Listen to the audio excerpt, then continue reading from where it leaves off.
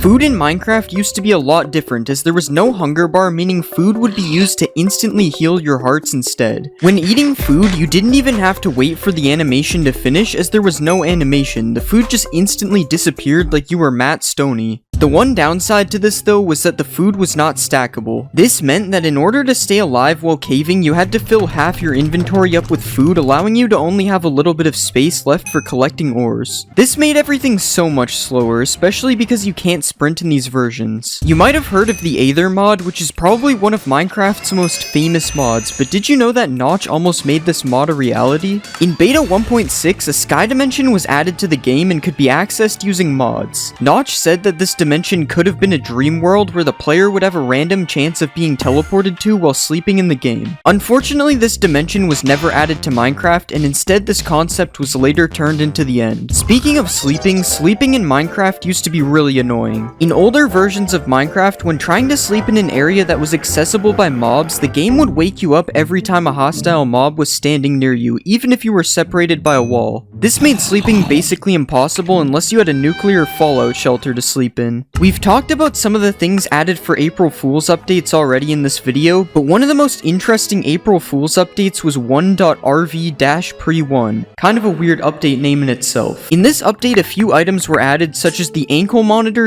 3D glasses, and even a smartwatch. They even added a USB charging block which could be used in the exact same way that a redstone block is used today. Now obviously all of these items were added as a joke, but it would be kind of funny to put somebody on house arrest in your Minecraft world. Switching to an enchanted item on Bedrock will actually show you all the enchantments. On Java, however, you actually have to hover over it in your inventory to see what enchantments they have. In Bedrock, books display 2 pages at a time instead of just 1 on Java Edition, and if you write anything offensive in your book on Bedrock, it will become censored. This can also happen on signs, renaming items, pretty much everything where you can type. On Java, you can type freely though. In Java Edition, if you cover up your bed with a bunch of blocks, the bed will become obstructed and it will just respawn you at the world spawn point. But in Bedrock, you can encase your bed in an indestructible vault and you will still respawn within the area of your bed. If you name a big slime in Java Edition and then kill it, the slimes that it splits into will still have the same name. On Bedrock, if you do this, the smaller slimes do not carry over the name. It just becomes forgotten. In Bedrock, animals like horses slowly grow up into an adult, but on Java, the change just happens instantly. You can then ride your horse on Java and your hunger bar and XP bar get replaced with the horse's health and jump bar, but on Bedrock, the XP bar only gets replaced when you are jumping. Otherwise, you can still see how much XP you have. In Bedrock, hearts move down when you have regeneration, and on Java, for some reason, it's the opposite. Hearts move up. You also can't eat food in peaceful mode when your hunger bar is full on Java, but for some reason, you are able to eat as much food as you want in peaceful mode on Bedrock. In Bedrock, having a parrot on your shoulder will prevent you from going through a nether portal, but in Java, the parrot will actually go through to the nether with you. Oh, whoops. Looks like I forgot something in the overworld. If you want to place a torch on top of a honey block, you cannot do this on Java, but it is possible to do this in Bedrock. Useful information for bees. And the new vibrant visuals is actually available on Bedrock, but not on Java. It will be available on Java soon, though. But the difference here is that Bedrock seems to get everything first before Java gets it. There is still a Farlands in Bedrock 17 million blocks out. It works a little differently than the Java Farlands that was removed. This one is even more glitchy. Bedrock has a zoom out animation when you die, while on Java you just die. There's no animation. And on Bedrock, a baby villager's head is massive. Baby villagers must be a lot dumber on Java. The wither on Bedrock is actually a lot more powerful than it is on Java. That is because the Bedrock wither has double the HP, and it glows white when it's spawned. The white doesn't make it any more OP. If you ever wanted to waterboard a phantom, you will be sad to find out that phantoms don't take water damage on Java. But if you play Bedrock, I have good news. Phantoms can actually drown on Bedrock. You can also light yourself on fire in Bedrock, and then use it to light candles and campfires with your body. Java doesn't have this option though. And Java also doesn't have the option to light these things using a fire aspect book like Bedrock does. But something Java does have that Bedrock doesn't is furnace minecarts. Yeah, this item just doesn't exist on Bedrock. If you get a regular minecart on Bedrock and put an iron golem in it, you can see that it works. But on Java, an iron golem is a little too big for a minecart. You also gotta make sure that your iron golem doesn't get trapped inside of the rails, as mobs on Java do not walk over rails. Java really just has superior rails, I guess. These things can block off mobs and restrict water. Bedrock has the superior leads though, as you can attach leads to entities like boats, which isn't a thing on Java. And they also just look super cool compared to the ones on Java. Leads can also be attached to walls on Bedrock, but this only works on fences in Java. And you may also notice that the wall item itself looks different on Bedrock than it does on Java. This is because...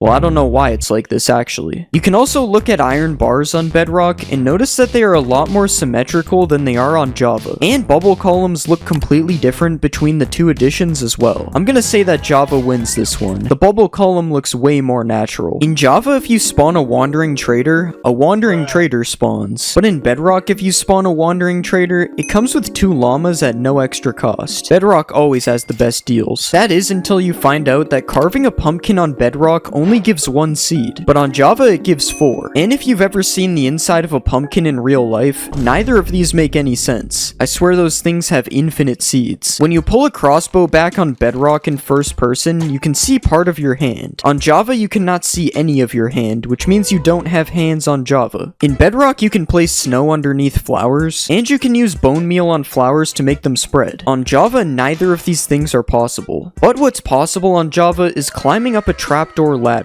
And on Bedrock it appears you can't even place ladders on trapdoors. I've always hated running over soul sand without blocks. There's no reason for it to be this slow. But on Bedrock, if you sprint jump over soul sand, it just isn't slow. And I think this has something to do with the absolutely amazing running animation on Bedrock. Who doesn't run like this in real life? In Bedrock, blocks that emit light glow on your hotbar. In Java they don't. In Bedrock, when you have view bobbing on, you get to see a lot of bobbing. Java lets you view less bobbing, but there's still bobbing. Shift-clicking blocks in your inventory has an animation on Bedrock. There is no animation for this on Java. In Bedrock, scaffolding looks different in your inventory than it does on Java, and holding an item in Bedrock is slightly angled, but in Java it's perfectly straight. You might be inclined to go for a swim while wearing an elytra, and unfortunately in Bedrock, your elytra will deactivate if you go into water. But on Java, it actually remains activated, for whatever reason. Now that you're underwater though, you can grow some coral with bone meal, but only in a warm ocean on Java, although this works in every biome on Bedrock. After that, you can steal some aquatic mobs and experiment on them by giving them water breathing. In Bedrock, they will survive on land with water breathing, and on Java, they will do the opposite of that. You might have also bucketed an axolotl while you were in the water, and this is what the name of your axolotl will look like on Java, and this is what the name looks like on Bedrock. They got bro's whole government name, social security number, address. If you prefer setting mobs on fire rather than suffocating them, mobs turn orange and red while on fire in Bedrock, but they only blink red in Java. You can also place a bunch of mobs in a small area in Java to start killing them, but on Bedrock they just won't die. You can create a cannon with mobs on Bedrock though, so they both have their positives and negatives. Similar to the detailed axolotl bucket, punching a pufferfish in Bedrock makes it puff up, but in Java it does nothing. Punching a pufferfish should really make your hand puff up because of the swelling. It would hurt. In Java, if you fall in the void in creative mode, you die. Bro really died in creative mode. But in Bedrock, if you fall in the void, you can just walk on the void. This is just solid ground. You can also get this warning message for building down here in Bedrock. Java doesn't need to warn you though. It expects you to know this. In Bedrock, dyeing the water in cauldrons is an option, and it's what you use to dye leather armor, instead of crafting dyed leather armor like you do in Java. If you want to dye your Enderman, unfortunately it will just teleport away on Bedrock, but dyeing your Enderman on Java would be possible if you could put dye in cauldrons. But do not worry, cause while Bedrock doesn't allow you to dye Enderman, you can dye shulkers in Bedrock. Kinda the same concept as giving your dog a tattoo. You can just permanently change the color of a shulker while it's still alive. Also, if you play Bedrock and you really hate shulkers, you can just shove a chest inside of a shulker using a piston. Now you are just using your dyed shulker as a decoration on top of your chest. Java Edition unfortunately cares about shulkers, and you have to find different ways to harm them instead. You might have noticed I placed a lever on the side of a piston. You can't do this on Java without breaking it off. But Java might have destructible levers, but you can't destroy rails on Java. Not like that. You can't destroy rails with water on Java, but you can on Bedrock. Dogs in Bedrock can eat fish, but dogs on Java hate fish and only eat the finest of cuisine. And you are actually able to damage your vision by looking at the sun in Bedrock. This is why eye tests are available in Bedrock, and you can even get glasses for your player. Now I'm gonna show you some features that are only in Bedrock, but will probably be added to Java soon. In Bedrock, leaves change color when it's snowing. In Bedrock, you can find vines growing randomly on any type of trees.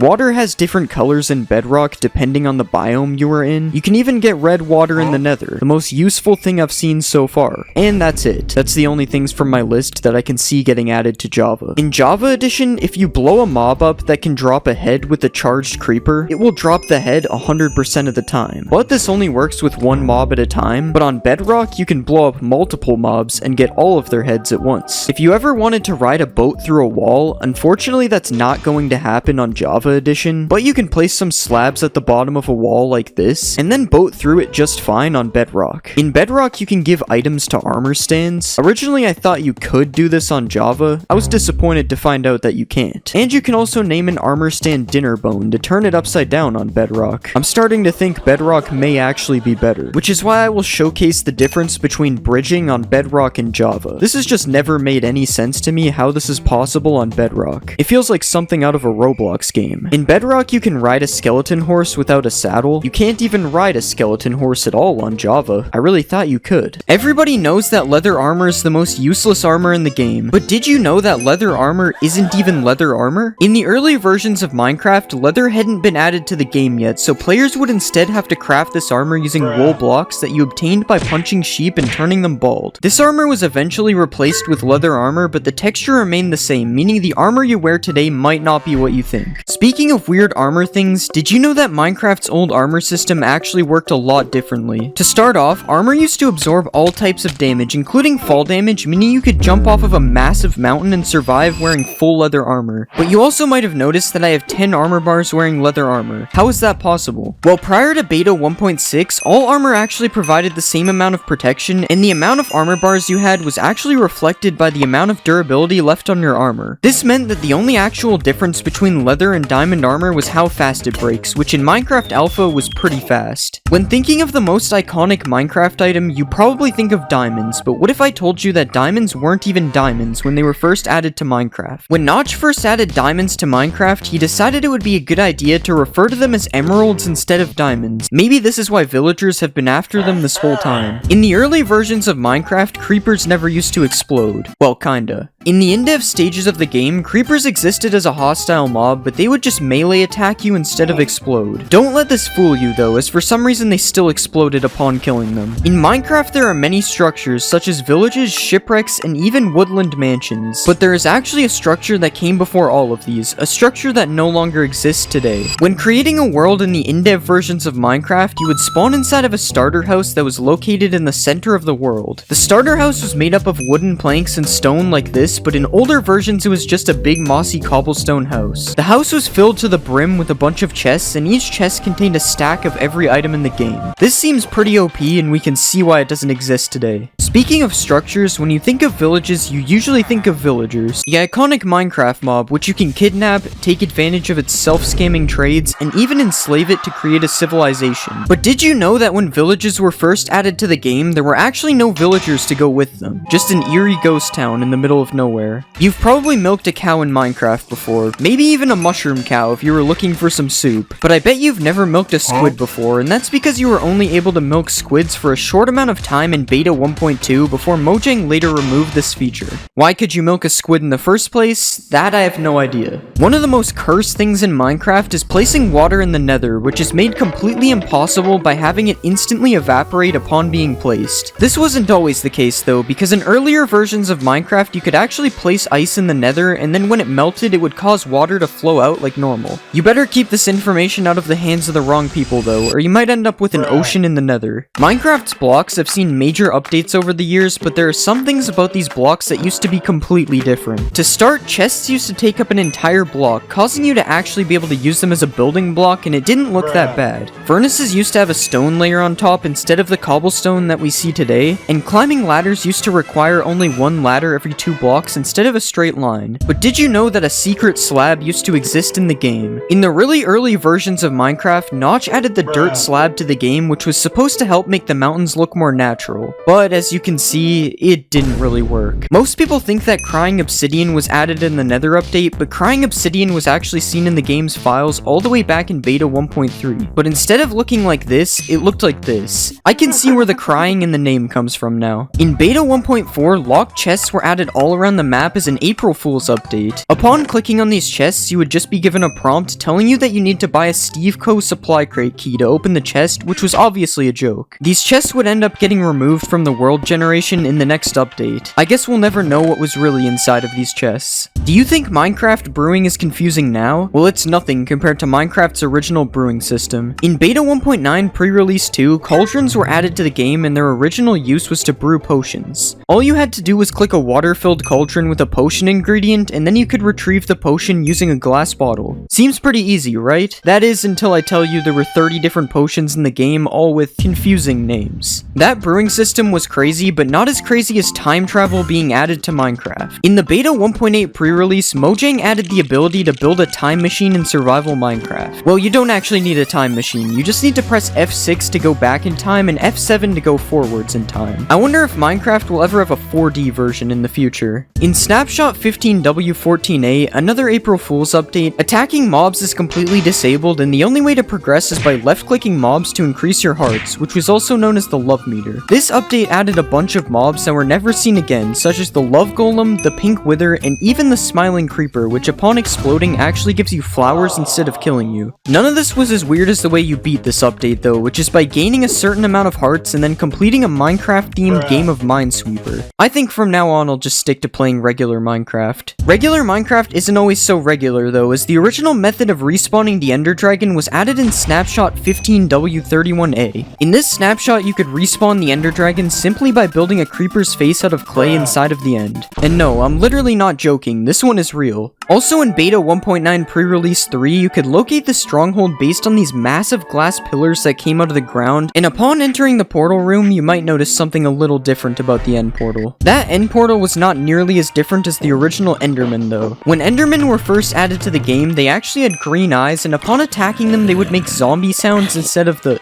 sound that they make today. To make things even worse, instead of mining for diamonds, originally you could just farm Endermen to make your diamond tools instead. This is completely overpowered as long as you don't run into the white Enderman. This is a fishing rod, and this is a fishing rod being used in PvP, but did you know that when Minecraft first added the fishing rod, it actually looked like this and was completely useless? The only thing that you could do with it was stack as many of them on top of each other as you wanted. Crazy to see how far this game has come. There is a new biome coming to Minecraft in 26.3. The Dappled Forest is a dense forest biome filled with colorful trees, and it kinda looks like a roofed forest, but if it was autumn instead of summer. On the ground you can find things like mushrooms, fallen logs, and the new red shrub block. The red shrub block is just like any other plant in Minecraft, except it stays the same color no matter where you put it. And honestly, if you told me this was red coral, I would believe you. Well, other than the fact that it's still alive on top of dirt. Along with the red shrub, you probably noticed another new block in the Dappled Forest. Poplar wood is a new kind of wood that is slightly darker than pale oak. It comes with all the blocks that every other wood has. You know, fences, trapdoors, doors, all the usual stuff. And I think this wood is cool for it being part of a new biome and all, but it really just looks like pale oak in this video. It's hard to tell the difference with the shadow. Something else found in the Dappled Forest and all around the world is the new abandoned camp structure. As you can see, it comes with a few cobwebs, a campfire, a couple barrels which might have some loot, and wool stairs, which is something that I never expected to see in Minecraft. Wool stairs and slabs will be coming to the game as well, and as you can see, this brings out a whole lot of new building opportunities. I mean, just look at that. You can make a super chicken. One thing I also thought of being able to make is a couch made out of wool instead of wood. Finally, Minecraft players get to sit on something comfortable. There are new mobs you can find in your peaceful world. 26.2 will allow the spawning of hoglins, piglins, and sulfur cubes in peaceful mode. The question is why? I understand the last two, but Hoglins aren't exactly peaceful. 26.2 will bring the addition of Vulkan rendering to Minecraft, which pretty much just means for most people you will get better FPS. I mean, look at the difference in my FPS just running around this world. Vulkan rendering is better, and I will pretend that I know why. It could be in the future, now that it's been teased in a Minecraft Live. After 4 years, we might finally get the Warden dimension. There are new sulfur caves coming to Minecraft, kind of like the Badlands biome, but underground. These caves are covered in red and yellow blocks. These blocks are called sulfur and cinnabar blocks, which as you can see have a lot of different variants, kind of like tuff or resin. Sulfur blocks can also react with water to make potent sulfur, which creates these hot springs that are found all around the sulfur caves. But be careful, the bubbles that come out of the water create a gas that gives both players and mobs nausea. I didn't know mobs could be affected by nausea, but I guess they can. If you stay around this biome long enough, you will find the new sulfur cube as well, which looks a little bit inspired by the baby chicken. The sulfur cube absorbs blocks that are dropped on the ground, and its main feature is that when you punch it, it gets launched. So it's like a soccer ball, or a soccer cube. There is different knockback based on which block it absorbs, and if you only find one and you want to duplicate it, you actually have to kill it and then wait for the little ones to grow up. So it splits like a slime, but it's a little bit different. Sulfur spikes are a new type of block in Minecraft. Found in the sulfur caves, these blocks are basically just a yellow variant of dripstone. They behave almost exactly the same. Yes, they still hurt.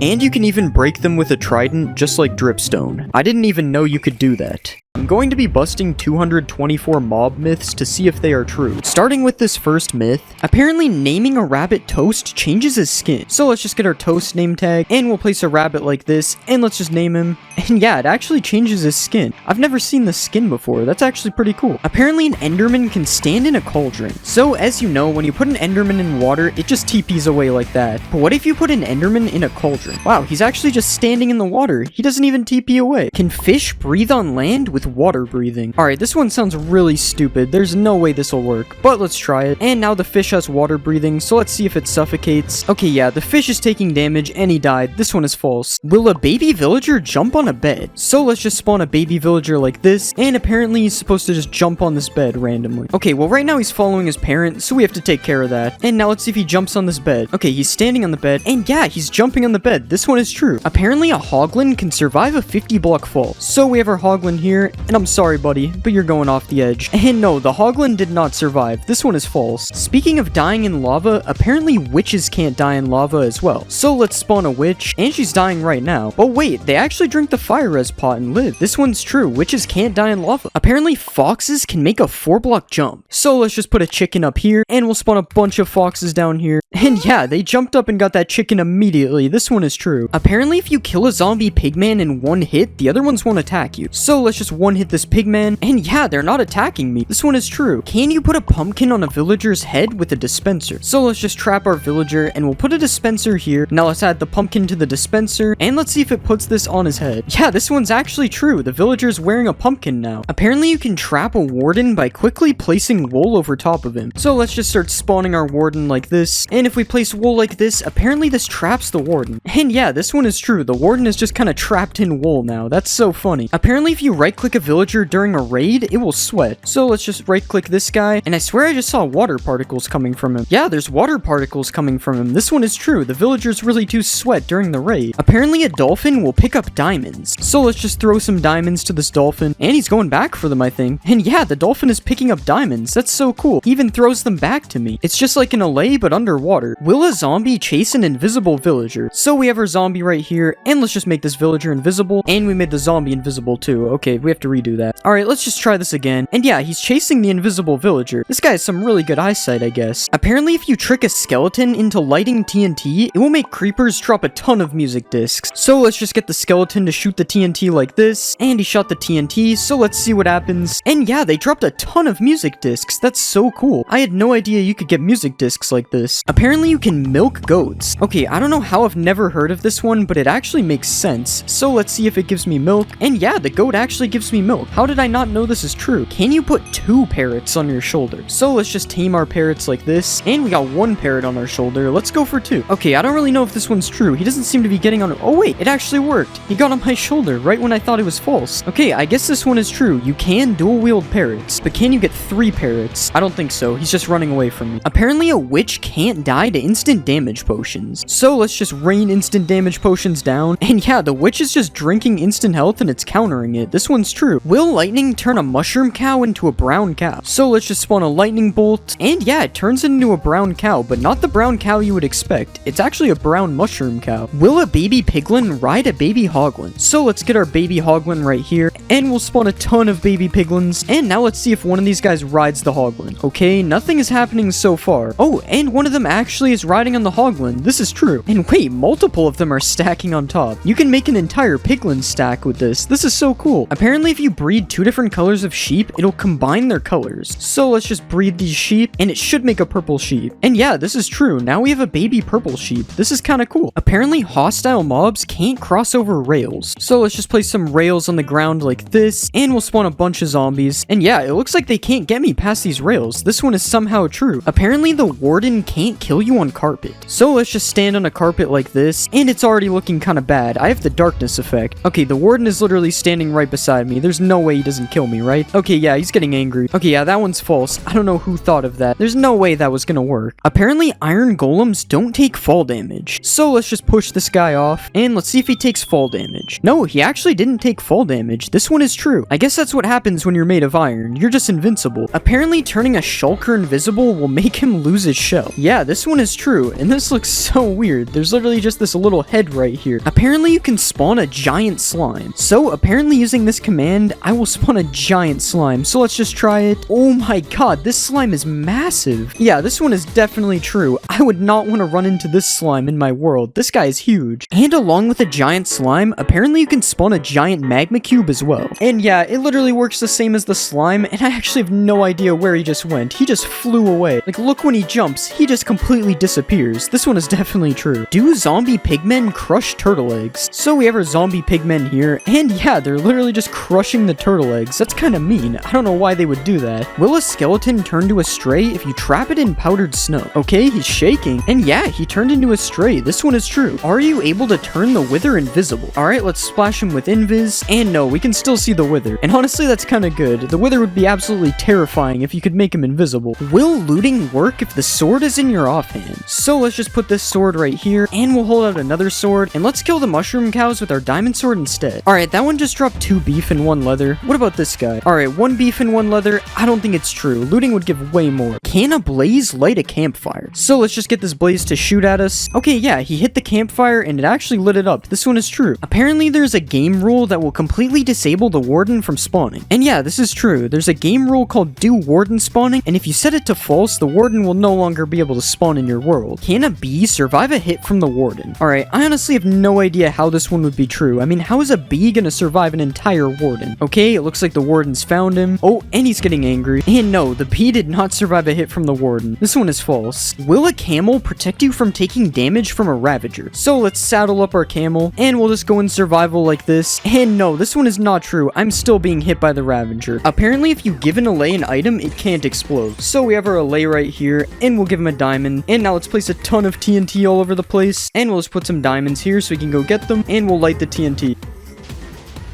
The TNT didn't really hit him, but I didn't see him take damage. He just kind of got blown away, so I'm gonna say this one is true. Apparently, all cats in a witch hut spawn as black cats. So as you can see, there's already a black cat right here, and we'll spawn our cats in the witch hut, and yeah, they're all black cats. That's so crazy. And as you can see, if I go over here, they're just normal cats. So it's literally just the witch hut. Wow, that's so weird. Apparently, in the new update, you can summon the white enderman with a command. So I'm typing the summon command, and I don't see anything coming up for white enderman. This one is false. Apparently, there's a secret new deep dark villager.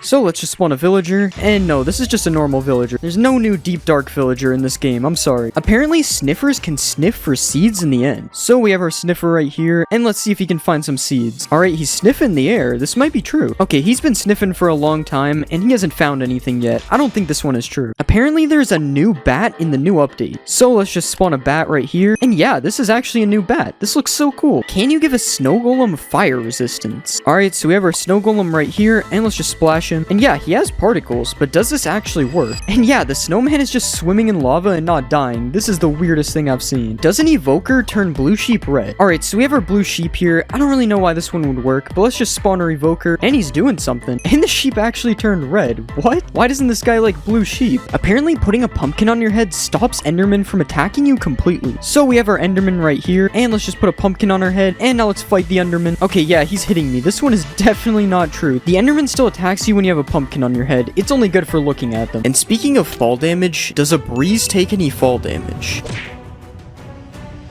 And yeah, this one is true as well. All breezes were harmed in the making of this video. Apparently, alongside taking no fall damage, breezes also deflect arrows. Okay, this is insane. The breeze might be the most powerful mob, or maybe not. Can you one-shot the ender dragon with a mace? Okay, I'm pretty sure this one is true, but I heard they nerfed the mace a bit, so I gotta try it again. And yeah, this one is still true, although this isn't much better than just using beds. Are spiders afraid of armadillos? So this one doesn't really make any sense. I don't know what kind of gang rivalry they have, but it's true. Can you dye wolf armor? Yeah, this one is true. Now dogs can finally have some drip. And apparently you can also dye horse armor? I've never heard of this before, so let's see. Okay, it obviously doesn't work with diamond, but let's check leather. Yeah, this one is true. Has this always been in the game and I'm just stupid? Every time there's a new update, we gotta try to Jeb_a mob. Nope, you cannot get rainbow dog armor. What about putting an armor trim on dog armor? No, this one is also not true, but it's understandable because that would be too much drip, honestly. Apparently, mobs can't see you through copper grates, so I'm just gonna put myself in jail for the second time this video. And yeah, the mobs just can't see me. I guess these fences really work. Can you shear a wolf to remove its armor? Okay, so they're just making anything up now. Never mind, this one is true, for some reason. Why? And you can also dispense a brush onto an armadillo for a skewt. I bet you didn't expect that, because it doesn't really make any sense. And just when you thought it can't get weirder, there is apparently an infinite skewt glitch. Yeah, this only works in creative for some reason, because the brush will break in survival, but it's still kind of funny that my man can just never go bald. Does the new oozing potion cause an infinite slime glitch to happen? So if you kill something with an oozing effect, it drops slimes. But what happens if you kill a slime with the effect? This doesn't work. I'm not even sure if they can get the effect. Speaking of doors, can a breeze open them? Come on, shoot the door already.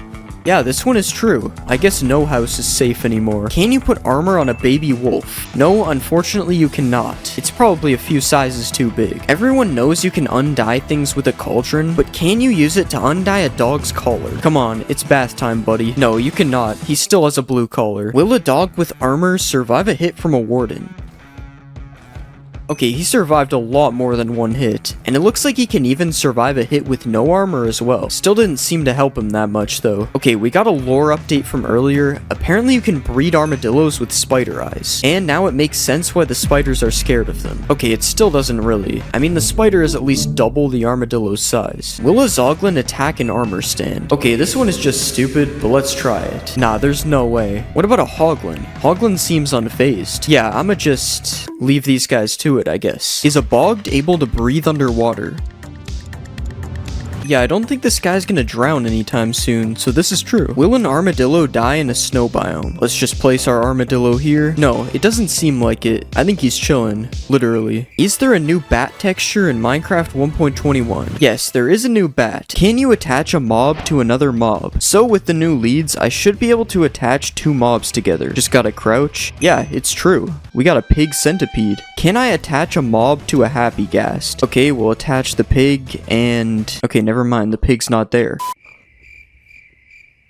That doesn't work either. Okay, I finally got the pig to attach, so this one's true. The happy ghast is able to carry mobs. And just like in the Minecraft movie, you are able to do this with boats. It's just like how the ghasts carry piglins in the movie. So logically, I have to try attaching a boat to a regular ghast. Alright, let's bring it over to the ghast. Nah, you can't attach it to the ghast. I mean, if you count me as a ghast, it does work though. This isn't a new thing, but apparently you can make a llama train with a lead. So by putting a lead on a llama, I get a train of llamas. Yeah, they actually all just follow me. But I wonder if you can make a llama train with a happy ghast carrying it. Let's just attach this. And yeah, they're all following the one in the air. You can make a flying llama train. I also just found out that llamas have cool carpet designs. Like, I just never knew anything about llamas. We've seen a happy ghast make multiple mobs fly, but can it make a player fly? Okay, I'm attached.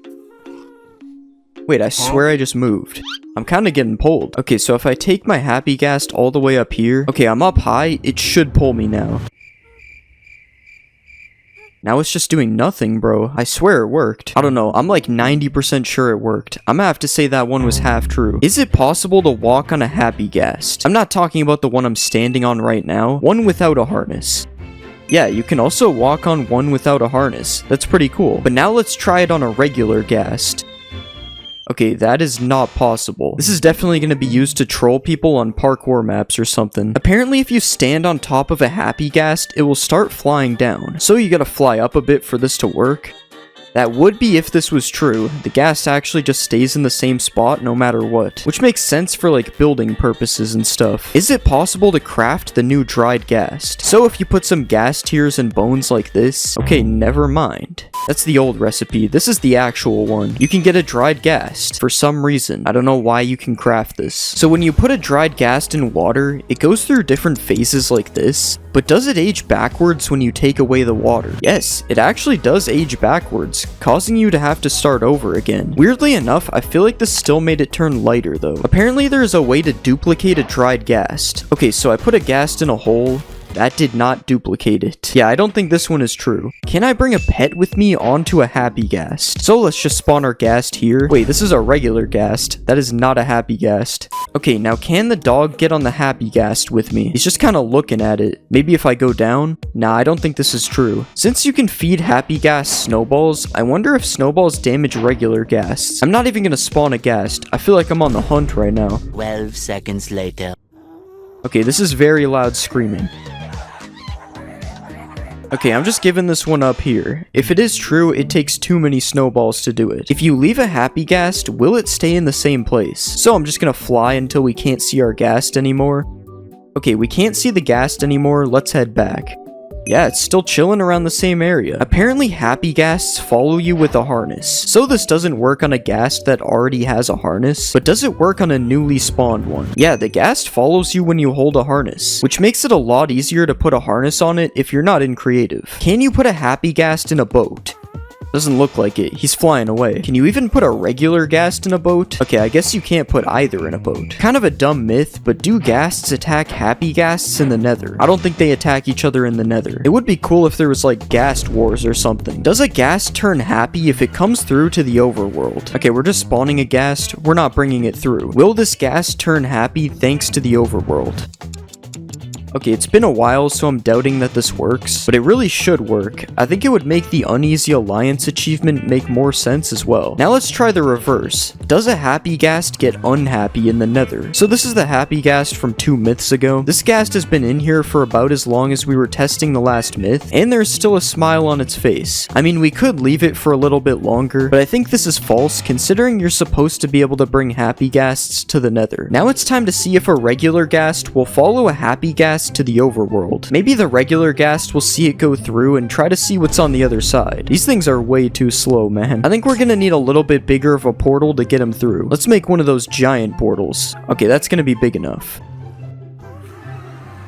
Oh, our ghast is dying for some reason. Okay, yeah. As expected, the other ghast is not coming through. Apparently, the ghast has a new texture. So I've been looking at ghasts the whole video, and I haven't noticed anything. But I'll try to find a ghast from an older version and put a side-by-side comparison. I thought this one was fake, but after seeing the old ghast, it is true. The new one is more HD to match the smile on the happy ghast. Can a sniffer egg float?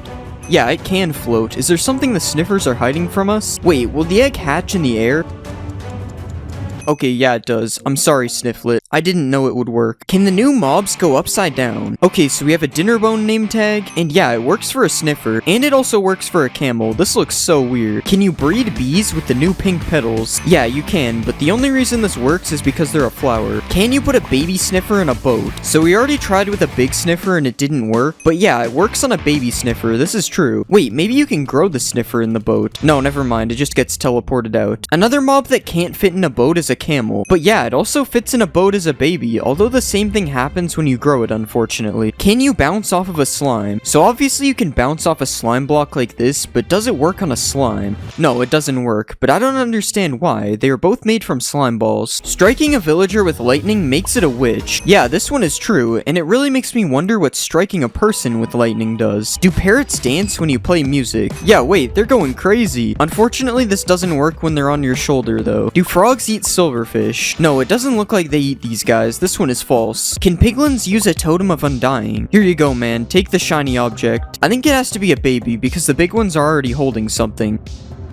And yeah, it actually works. The baby survives with a totem. Apparently mobs can't climb azalea leaves, so I am able to climb these leaves just fine. But yeah, the stupid zombies can't get in. This one is true. Apparently 2 wardens can't kill a witch. So let's put a witch in a cage like this. And yeah, the wardens attack the witch, but it never dies because of its potions. It's true. Can a zombie piglin spawn riding a strider? So let's just spawn a bunch of striders. Yeah, it's true. And he even has a fishing rod thing to control him as well. Can you trap animals with trapdoors? So if we put a bunch of trapdoors like this, and then spawn some sheep inside, they shouldn't be able to escape. Yeah, they can't follow me. I guess we know why they're called trapdoors now. Does reinforced deep slate protect you from the warden? Okay, so I already have darkness. This isn't looking good. Okay, yeah, he hit me. This one is not true. Allays drop items on note blocks. Okay, so if we give him a diamond and then throw some diamonds over here, he should drop them on this note block. Yeah, it actually works. That's so cool. Can a dog survive a hit from the warden? So in order for this to work, I have to tame him. And yeah, it's true, the dog survives a hit. Can you make an iron golem underwater? No, you can't. What about a snow golem? Okay, yeah, the snow golem works, but I don't think he's making it out of the water. What about a wither? Yeah, this one is definitely not possible. I can't even place the heads. Do ocelots attack chickens? This one is kind of weird, but it's true. Oh, and they even sneak up on the chickens when they are really far away. That's kind of cool. Apparently a dog's tail shows how much health it has. So, as you can see, his tail is all the way up. Now let's do some animal cruelty. And yeah, his tail is all the way back down. And you can even see that I healed him and his tail went back up. This is true. Can fish live in mangrove roots? Okay, that one didn't work, but yeah, it works when I click on the bottom. He's inside of the mangrove roots. Apparently bats don't drop XP. Alright, let's try to kill this guy with a bow.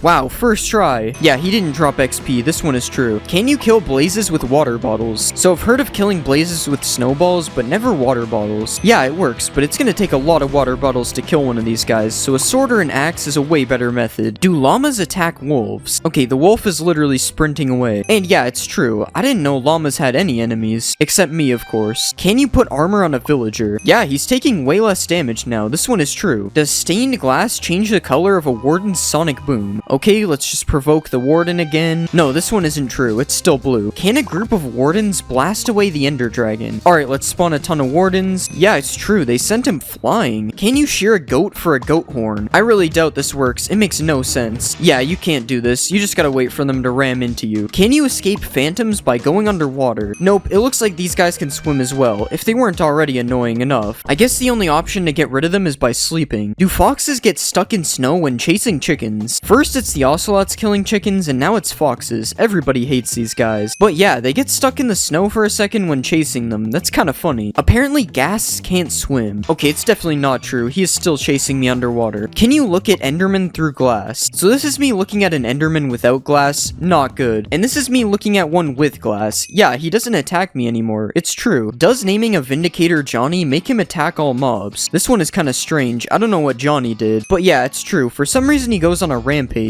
Do cats take no fall damage? I'm pretty sure this is a thing in real life, so it's probably true. Yeah, it's true, he just eats that fall. Will tadpoles follow you if you hold a slime ball? So we know that this works with frogs, and yeah, it also works with tadpoles. This one is true. Can a warden survive a max height fall? Yeah, it's true, he survived. I guess cats and wardens are the same thing. Do potions of healing hurt undead mobs? Yeah, it's true, and the opposite works as well. You can heal undead mobs with harming potions. Apparently camels can make a 12-block jump.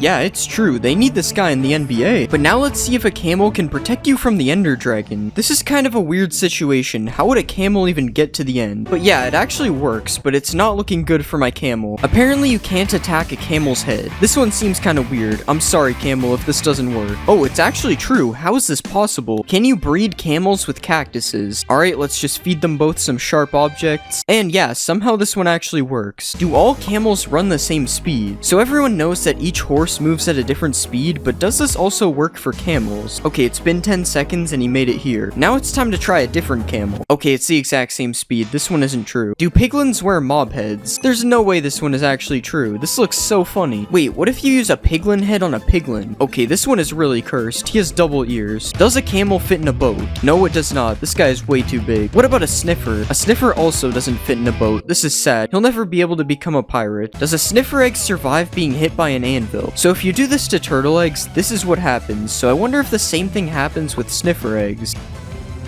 Yeah, the sniffer egg somehow survives, that's insane, but the anvil doesn't drop this time. What about TNT? Okay, it's not that strong, RIP Snifflets. Everyone knows you can name a sheep Jeb and it turns rainbow, but does this work for a sniffer? No, it doesn't. What about naming a camel? No, this one also doesn't work. I guess we're stuck with regular mobs. Can piglins open doors? Wait, they actually can, that's so cool. Apparently sniffers can't drown because their eggs come from the water. Okay, he's sniffing the water, maybe this one is true. Never mind, this is definitely not true. I'm also not gonna help him out of the water. I'm a hater. Are phantoms afraid of cats? So let's place a bunch of phantoms down, and now we'll get some cats. And yeah, the phantoms don't seem to be attacking me. Also, this noise is terrifying. What is that? Can you clutch on a sniffer? So these guys look kind of soft, so hopefully this works.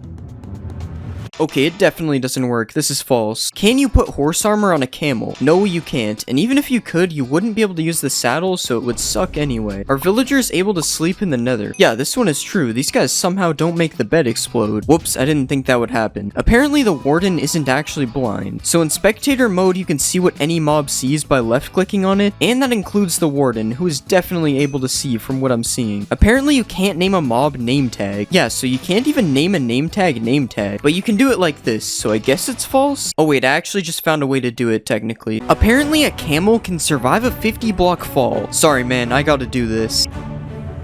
It's actually true, it somehow lived, but now can I survive the fall while riding a camel?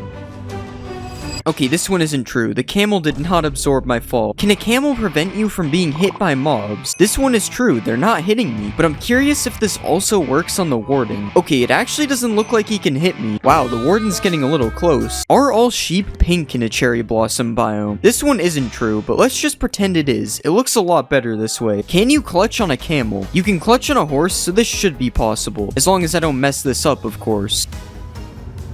And yes, you can do it. This makes up for him killing me earlier. You can dye a camel's saddle. Nope, this one isn't true, but it would be cool if it was. Apparently, mobs can't jump over hanging signs. So I've placed a fence of hanging signs around me, and now let's see if all these zombies can get to me. Okay, they can. This one is definitely not true. If you place a hanging sign like this, apparently mobs can't follow you through it. And it's true. Who knew zombies were this stupid? Can a piglin head prevent you from being attacked by piglins? No, it can't. We've already seen this. They don't accept me. What about if you wear armor with a gold trim on it? Nope, it appears I still have a 5-star wanted level. What about if you wear gold armor with a trim on it? Okay, this one was obviously gonna work. They gotta respect a man with some drip. There is a new Vex in Minecraft 1.20. So this is what an old Vex used to look like. Kinda scary if you ask me. And this is the new Vex. This one is true. It kinda looks like an evil Allay. Speaking of evil Allays, does the new Vex attack Allays? Okay, it doesn't really look like they attack each other. They're just chilling. You can make a sniffer carpet. This is actually just from my build hacks video. It's not really a myth. No sniffers were harmed in the making of... No, actually they were. I'm not gonna lie. Can you ride a sniffer? So my right click says you can't, but this command says I can. But since you can't do it without cheats, I'm going to say it's false. You can heal camels with cactuses. I can't imagine this one is true because of what I'm seeing right now. Okay, never mind. He somehow eats that. That's true. You are able to sprint on camels. This one is true, but you might not notice it if you use toggle sprint since it just sprints by default. Can sniffers dig for seeds in the nether? He's sniffing the air. I wonder what he's got a hold of. Okay, just ignore that. I don't know how that got here. Yeah, this one is false. He isn't digging for anything. Apparently you can get the ward armor trim for killing the warden.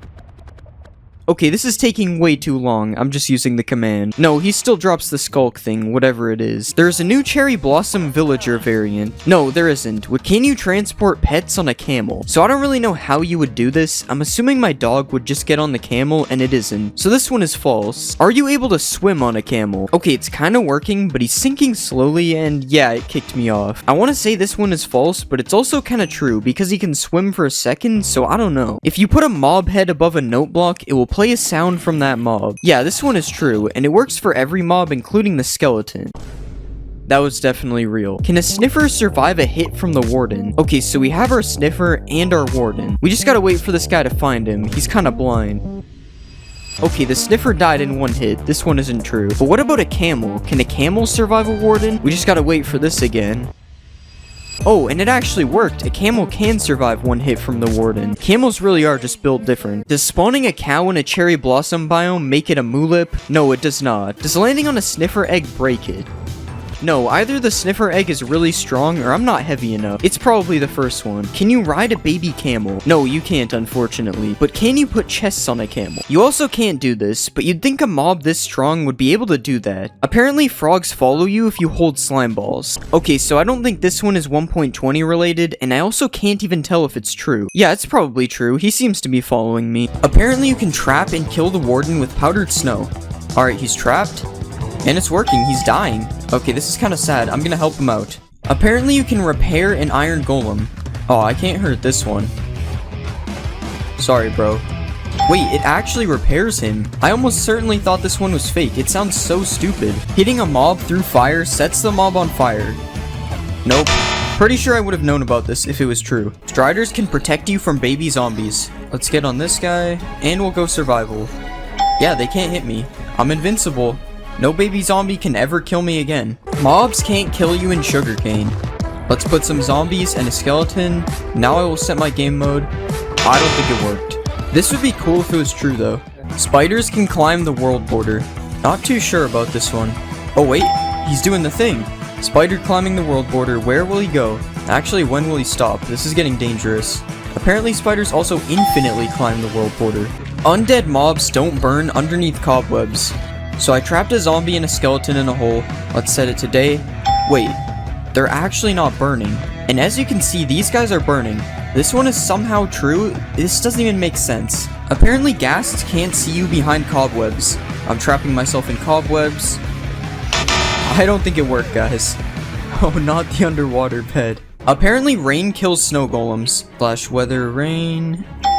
Wow, I've never seen something die so fast. Yeah, this one's true. You can kill the ender dragon with snowballs. I can't tell if I'm missing or if it doesn't work. Yeah, I don't think it's working. It's weird though because they aren't even hitting the dragon. You can't spawn a wither in a snow biome. This one is true. I have no idea why, but it does work. Apparently polar bears attack foxes. I think it's true, but he's gonna have to catch him. I don't think the polar bear is fast enough. Alright, I'm gonna cut the video before the fox gets hurt. Oh. You can't fish in a cauldron, but can you put fish in a cauldron? Nope, it just goes on top. Although sometimes the fish will go in the cauldron for a second. Killing a wither skeleton with a charged creeper always drops a skull. Oh, we gotta be quick here. There's one.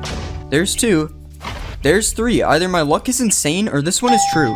Hostile mobs do not spawn in mushroom biomes. It's nighttime and I don't see anything spawning. Alright, there would definitely be mobs by now. This one is true. Apparently you can't milk a mushroom cow. Nope, you still can. And you can also milk them for soup. Apparently bees can pollinate netherwort. No, it doesn't look like it. If you give a wither skeleton a bow, it will shoot fire arrows. So if I type this crazy command, I get a wither skeleton with a bow. And yeah, it's shooting fire arrows. That's terrifying. Apparently if you give a fox frostwalker boots, it will turn water to ice. We just need him to touch water. Nope, it doesn't work. I'm gonna need these back. Wolves hunt down skeletons. So if I put this skeleton in a box... Oh, get out of here. So if I put a skeleton out of sight, apparently a wolf will hunt for it. I don't think it's working. Maybe it has to be my dog? Nah, he's just vibing. If you put a Jeb underscore name tag on a dog, apparently its collar becomes rainbow. So this should happen just with the collar instead. No, it didn't work. It just names your dog Jeb. Apparently, Endermen are not able to teleport out of a 2-block hole. Alright, he's in a 2-block hole. Nope, that happened instantly. The Warden's Sonic Boom ability apparently ignores armor. Here's me using no armor. Okay, it did 2.5 hearts. Here's me with full netherite now. Wait, it did 3 hearts. It did more damage. What? Okay, apparently you also can't block Sonic Boom with a shield. What? No way, as if the Warden wasn't already powerful enough. Apparently 1.19 added jungle villages. Okay, I'm using /locate, and these are the only village types available. There are no jungle villages. There aren't jungle villages, but apparently there are jungle villagers. Wait, no way, that's so sick. Apparently there are also swamp villagers. What? No way, it's like a non-mean looking witch. Why are these in the game with no villages? You can use reinforced deep slate to trap the wither. Now we spawn the wither. Will it get out? No, it seems to be stuck. Even in survival, it won't come get me. But I guess this would only be useful if you could mine reinforced deep slate, but it's still cool. If you place your own shrieker, it can't spawn a warden. So I've placed my own shrieker. And yeah, it's been 3 times, and nothing has happened. This one is true. Apparently, you can heal Vexes into LAs by giving them milk. Alright, I'm giving him milk and nothing is happening. This one is fake. Can you use goat horns to call goats over to you? He's looking at me. No, it does not work. He's not coming over here. If you spawn a frog in a jungle, it becomes a poisonous frog. Alright, here's the smallest jungle ever. Spawning a frog. Nope, it does not seem to be poisonous. Apparently, LAs can mine diamonds for you. So if I give an LA diamond ore, it's supposed to mine diamonds for me.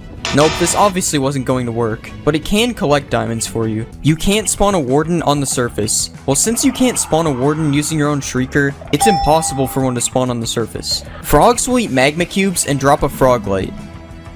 Oh, this one's true. Not these guys though, they're too big. Apparently, tadpoles are scared of axolotls. Wow, the axolotl's going crazy. It doesn't look like the tadpole is afraid though. The warden is lava proof apparently. It's true. The warden is even more powerful than I thought. Apparently mobs now spawn inside of nether portals. So I've built a portal on the nether roof, so they should have the best chance of spawning here. Okay, this one might be true, but it's going to take forever if it is. Can Allays use a totem of undying? We'll just put some lava. Nope, we'll put some lava. Wow, this guy's fast. Okay, we finally got him. And it worked. He used the totem to survive. That's crazy. Apparently tropical fish spawn in mangrove swamps. I'm kind of lost in here. This biome is so cool. Oh wait, those are tropical fish, right? Yep, so it's true.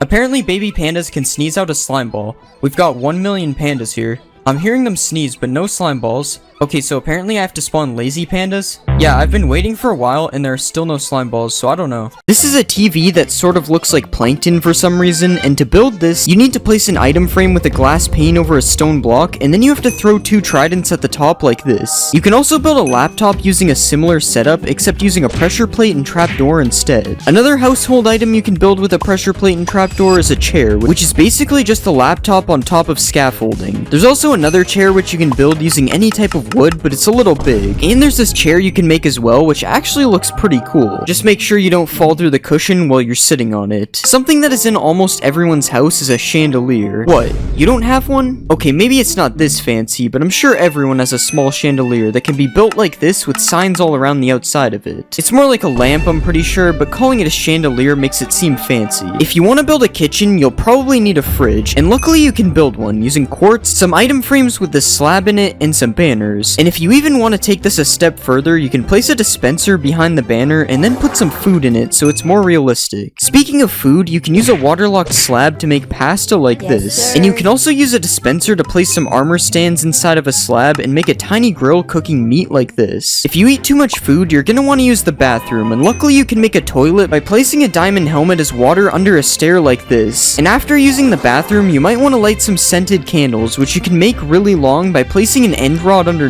Finally, you can make a garbage bin that actually works by placing a bunch of paintings around a cactus. And if for some reason you want a large clock in your house, you can build one by placing some slabs on the side, a slab and sign like this, a block with an item frame on top, and then a bell in the middle.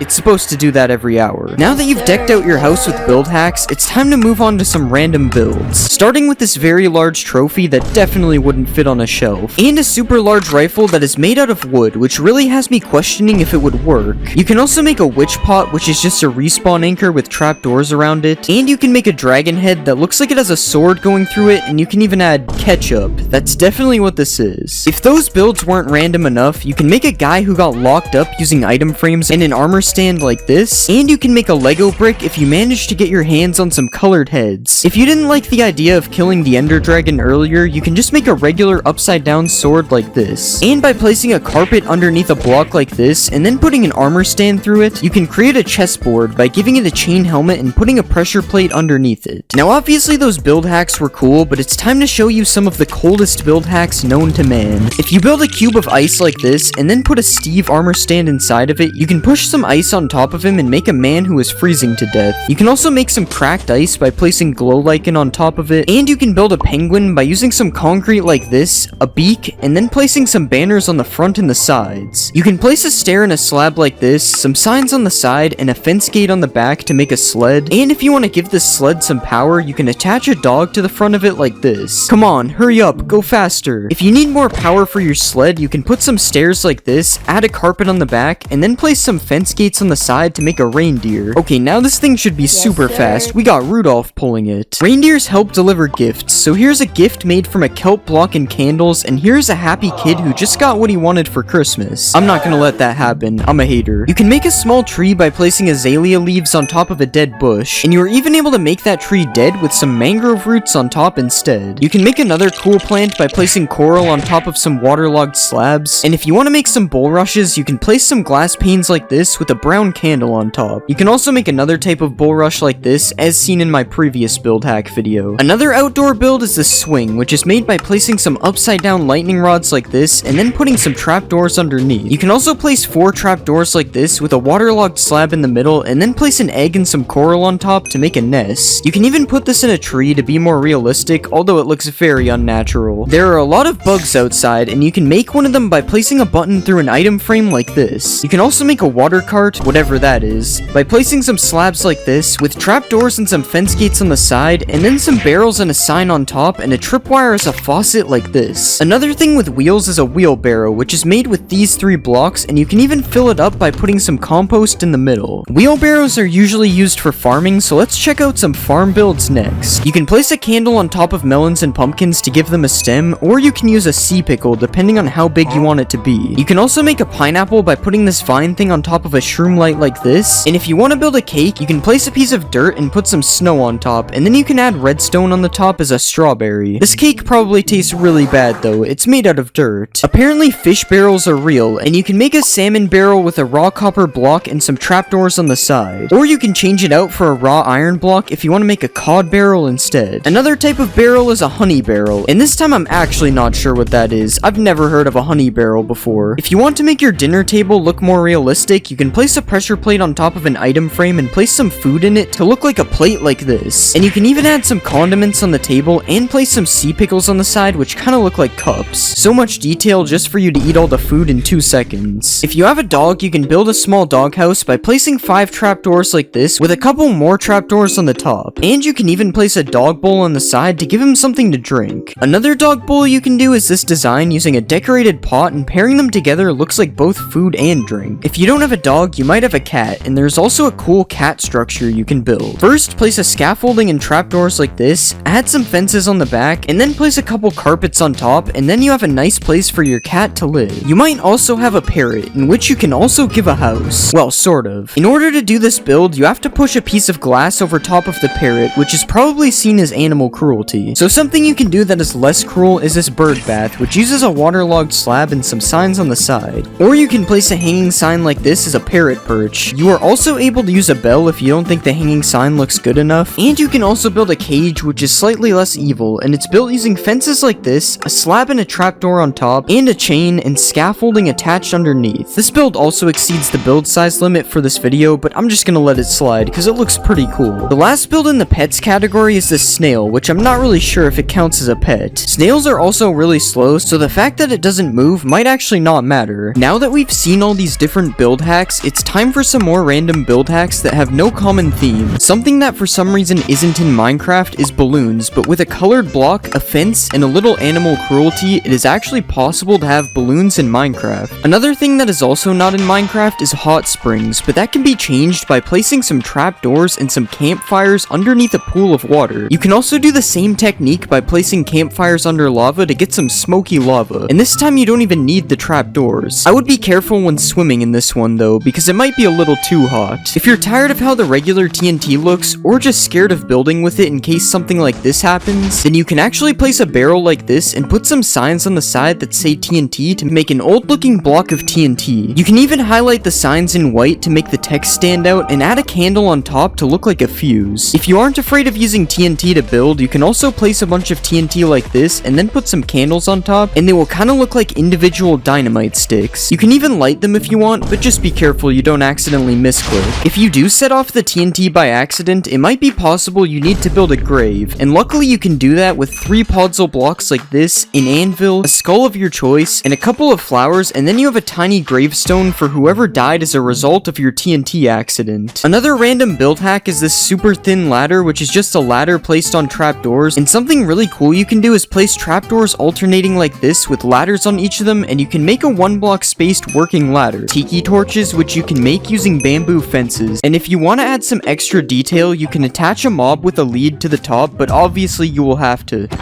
You can also make one of those bulrush things that are found in swamps, and if you want to make corn, you can place a bamboo fence on top of 2 bamboo sticks instead. You can also place some bamboo fences alongside some real bamboo to make it look like dead bamboo, and you can even take it a step further with some oak fences which look extra dead. If you want to sell some bamboo on the black market, you can place some signs around the bamboo blocks and it will look like it's packaged up, or you can also stack a bunch of bamboo rafts to make a pile of bamboo. Another cool thing you can do with bamboo is place an item frame underneath a bamboo button to make a block of cheese, but this is probably some pretty moldy cheese. There are a lot of things you can make with a decorated pot, such as this pillar design, this tiny lamp, or this palm tree, which you can even mix with some of the different designs to look like carvings in the wood. But something really cool you can do with these pots is if you place one of these in the ground and then you put a carpet on top of it, it kind of looks like a pet bowl for your dog or your cat or your person. You can also place a pot underneath a moss carpet, and depending on what's around you, it can either look like an anthill or a landmine. If you place these pots with a bunch of gold, they kind of look like money bags, and if you place them with some TNT and then light a candle on top of it, it kind of looks like a bomb that's about to explode. Speaking of bombs, you can also hang one of these pots from a chain and then put a campfire under it like this, and it kind of looks like a cooking pot. You can also build a faucet type thing coming out of the ground and then place a glass pane in a pot underneath it to make it look like it's being filled up with water. Another cool thing you can do is place some pots in a palm tree and they will look like coconuts. And you can place a pot as a base for a street light like this, or you can even place it at the bottom of some bushes, which looks slightly better than a cauldron. You can also place a couple of these pots on top of a house, and if you combine this with some cobwebs, it actually looks like a chimney. But one of the most interesting uses for these pots is to make a punching bag that you are actually able to use in game. Okay, you can't really use it, but you also can't tell me I'm not punching it. Now obviously those hacks are cool, but it's time to show you some of the most illegal build hacks known to man.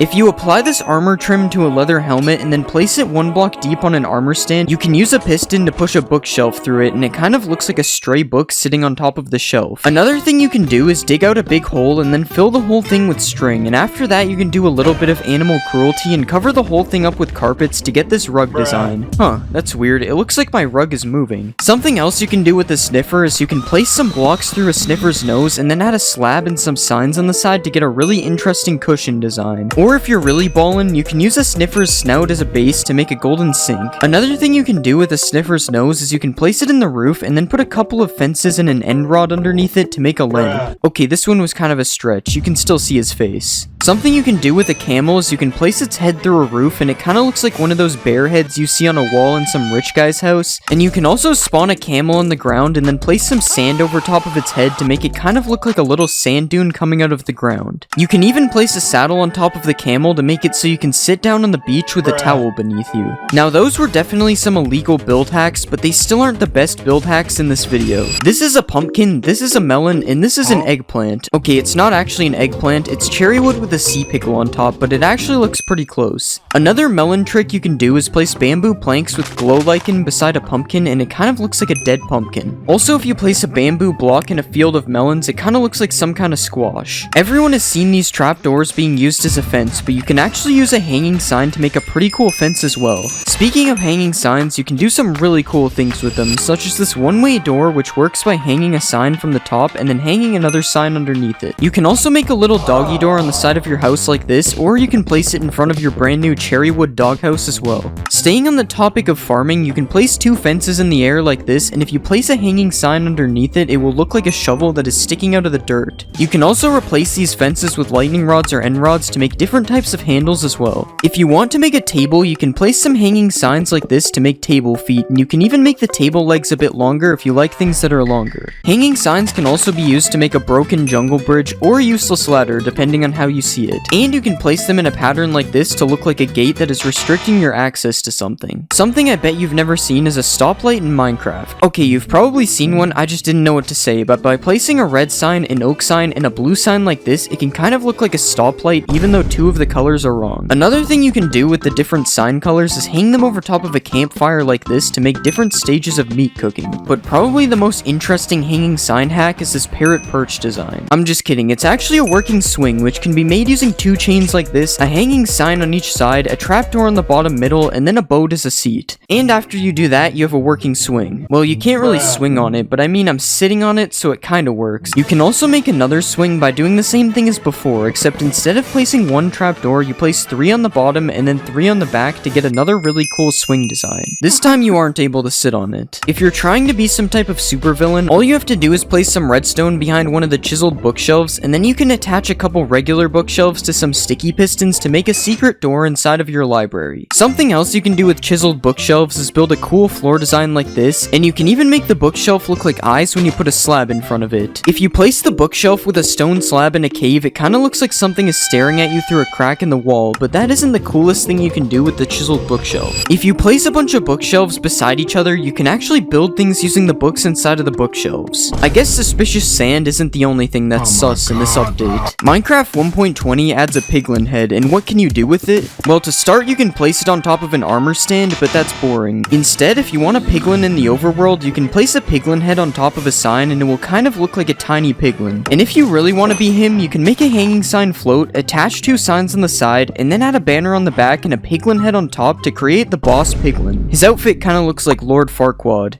If you want to build some tiny birds, you probably wouldn't think of using a piglin head, but because of the floppy ears, it actually kinda looks like birds in the sky. Of course, you have to make sure not to look at the other side though. If you place a piglin head on the ground and then put a bunch of redstone around it, it looks like a piglin was just decapitated. And if you take it a step further, you can build up with some fences and place some chains and hang a red sign under it to make it look like a guillotine just chopped off its head.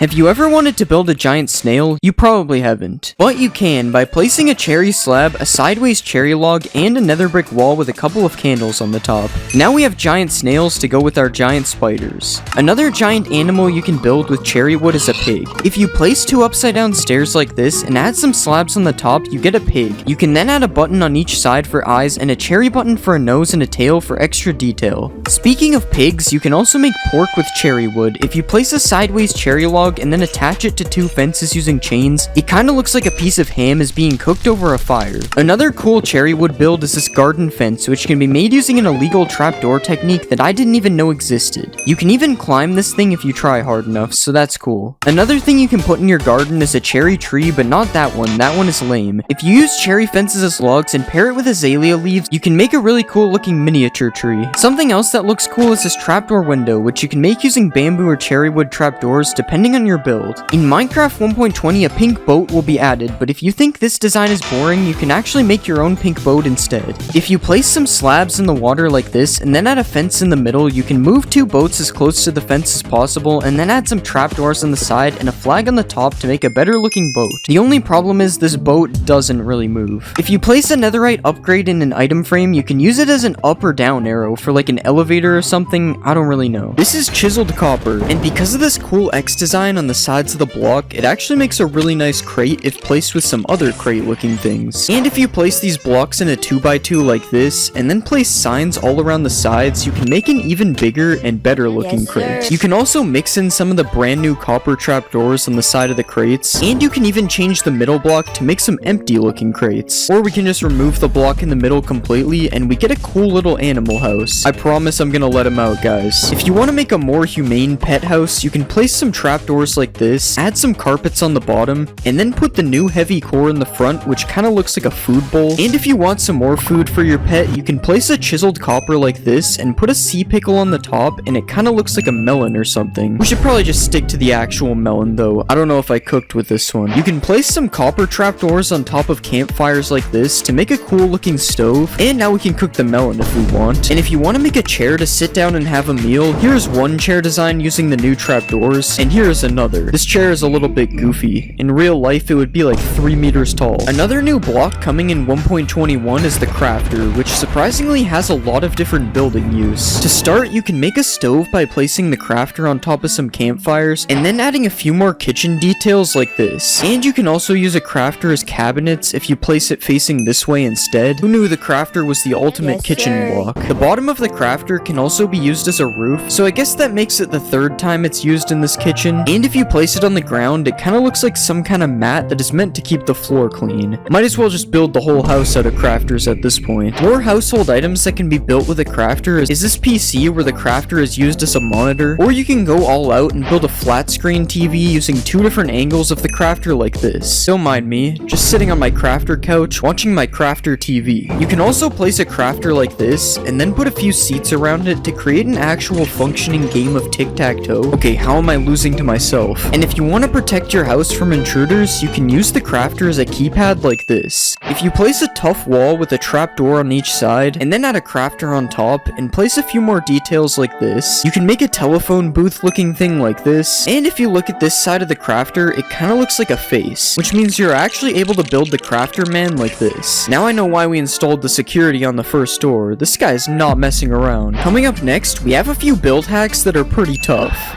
Tough bricks look kinda like stone bricks, so you can mix them together to make a nice looking pattern. Just like how chiseled tough and polished tough go together nicely if you place them on the floor. You can also use the top of chiseled tough bricks to make a really satisfying floor design like this. This is so cool, it almost looks like it's 3D. And if you take the side of regular chiseled tough and place it in a cave, it kinda looks like old transcriptions on the wall. This doesn't really work the same with chiseled tough bricks though, it kinda looks out of place. These brand new chiseled tough blocks can be used to make really nice looking pillars because of their unique designs, and if you want to make a fence out of tough walls, it actually looks really nice mixing them all together. You can even put one more block up on some parts like this, and then place a heavy core on top, and it kind of looks like a light that isn't on. If you pair the new tough walls with a few iron blocks like this, it looks like some kind of power station thing that would probably look good on top of a building or something. And I also found this robot guy you can make, which uses all the new blocks in the build, including the heavy cores for the eyes. I don't know why, but it kind of looks more like a frog than a robot. Speaking of heavy cores, the heavy core is actually a really useful block for builds. Well, it probably is for someone who actually knows how to build. But still, you can place it on top of a table like this, and it kind of looks like a mug or a thermos. And as we saw earlier, if you place it in an item frame, it kind of looks like eyes, which is especially scary if you just place it around a dark cave like this. I'd say I sure hope no one's watching me, but this is a video, so I hope you are. A mace is made from a heavy core, and it kind of looks like a utensil when it's placed on the table from earlier. And if you want to use the heavy cores as eyes without an item frame, I accidentally built this crab out of tough. You can also build this crab out of copper if you prefer your crabs to be cooked before you put eyes on them. Remember what we could have had instead of the armadillo. Now obviously our crab is pretty cursed, but there are some even more insane build hacks coming later in this video. But first we have these copper trees, which are just oak trees except the leaves are replaced with copper grates. And if you really want to 1.21ify this, you can replace the logs with a tough block of your choice to really make this look like a 100% real tree. You can also place a bunch of water beside your tree like this, and you can even make one of these water lilies with a copper trapdoor and a coral fan on top. Why is this thing called a brain coral fan? What is Minecraft hiding from us? Whatever they're hiding is probably in these pipes, which you can make out of copper trapdoors like this, and if you want to just make a bridge out of copper trapdoors, you can do that. Not really sure if this is a build hack though, it's just a bridge. Copper grates are really useful, as since they are see-through, you can use them to make windows like this. Guys, I swear I'm not in prison. And if you want to use them for something that looks less like you committed a crime, you can make some fences by mixing them with other copper blocks as well. You can also just switch the grates out for a trapdoor for a different window design, and this also works with the fences, although it looks a lot easier for trespassers to climb them now. The copper bulb is a new block that emits light, and you know what that means? Lamps. You can make this simple lamp design using either oxidized or normal copper plus some